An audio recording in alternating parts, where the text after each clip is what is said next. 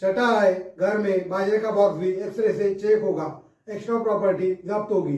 ये अप्रैल 2024 में माधोपुर में कहा था। फैक्ट यह है कि कांग्रेस में ऐसी कोई पॉलिसी नहीं है और मेरा ओपिनियन है कि किसानों को डराना गलत है। बीजेपी की स्ट्रैटेजी क्वेश्चनेबल है। सातवां है, मुस्लिमों का रिसोर्सेज पर पहला हाथ। पीएम मोदी ने बोला कि मनमोहन सिंह ने ऐसा कहा था। ऐसा माधोपुर में अप्रैल 2024 में पीएम मोदी ने कहा। फैक्ट यह है कि पीएम को क्लैरिफिकेशन था कि सभी ग्रुप शामिल थी। मेरा ओपिनियन है कि बीजेपी रिपीटेड झूठ बोलती है। बीजेपी की क्रेडिबिलिटी कम होती जा रही है।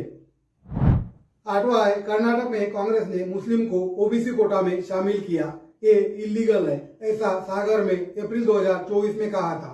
फैक्ट यह है कि 1962 से कर्नाटक में बैकवर्ड मुस्लिम कास्ट ओबीसी में, रिलीजन पर नहीं। मेरा ओपिनियन है कि बीजेपी खुद गुजरात में ऐसा करती है। ये हिपोक्रेसी है।